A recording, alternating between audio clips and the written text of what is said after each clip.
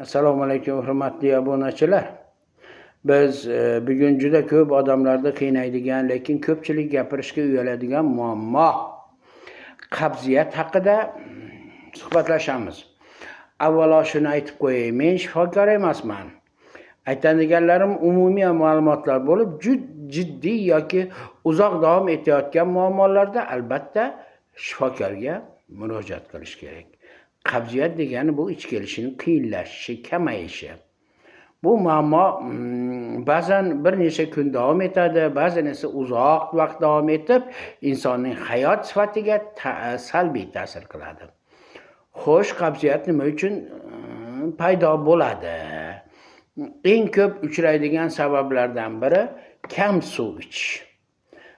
Agar organizmga yetarlicha suv kirmasa, ichakdagi chiqindi qattiqlashib qoladi. Ikkinchi sabab tolali oziq-ovqatni kam iste'mol qilish.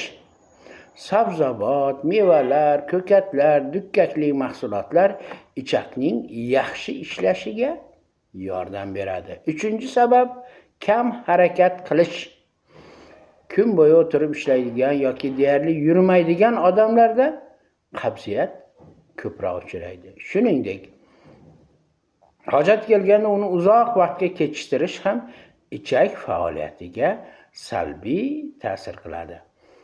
Qabziyatni oldini olish uchun nima qilish kerak? Avvalo, kun davomida yetarli miqdorda suv iching. Ratsioningizga sabzavot, mevalar va tolaga boy mahsulotlarni qo'shing. Imkoni bo'lsa, har kuni kamida yarim soat sayr qiling yoki yengil jismoniy mashqlar bajaring. Ayrim odamlar darrov surgi dorilarni qabul qilishga o'rganib qoladi. Lekin bunday dorilarni doimiy ravishda o'zboshimchalik bilan qabul qilish to'g'ri emas, chunki vaqt o'tishi bilan ichak tabiiy faoliyati susayib qolishi mumkin.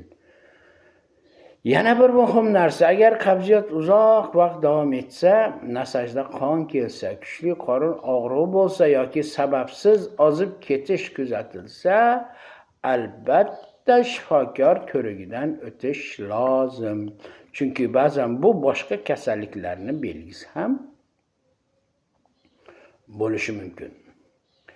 Azizlar, sog'lom ovqatlanish, yetarli suv ichish va faol hayot tarzi nafaqat qabziyatning, balki ko'plab boshqa kasalliklarning ham oldini oladi. Endi hurmatli obunachilar, men bu narsani hayot tajribamdan, keyin izlanishlardan kelib aytyapman. Bu narsani ko'pchilik biladi. Ulug' yoshdagilar ko'pchilik biladi, o'rta yoshdagilar ham biladi.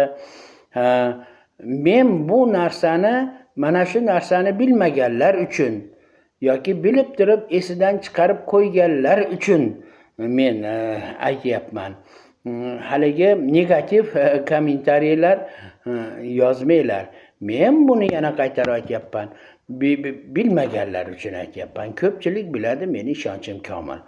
Va umuman sog'lig'ingizga befarq bo'lmang. Agar bu ma'lumot sizga foydali bo'lgan bo'lsa, uni yaqinlaringizga ham ulashib qo'ying. Balki shu orqali kimningdir sog'lig'ini asrashga hissa qo'sharmiz siz bilan biz. Endi mana shu ma'qul bo'lgan bo'lsa,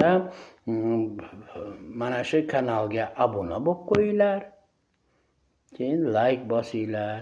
E'tiboringlar uchun rahmat.